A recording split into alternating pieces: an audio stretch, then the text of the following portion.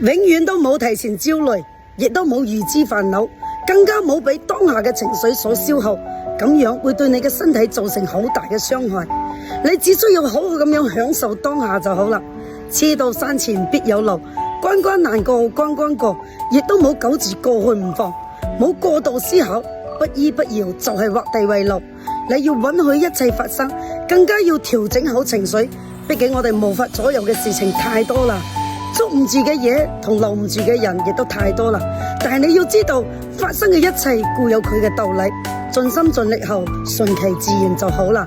所以唔好將時間浪費喺尚未發生且冇必要嘅人同事上，更加冇喺焦慮同煩惱中度過。你要將時間分俾睡眠，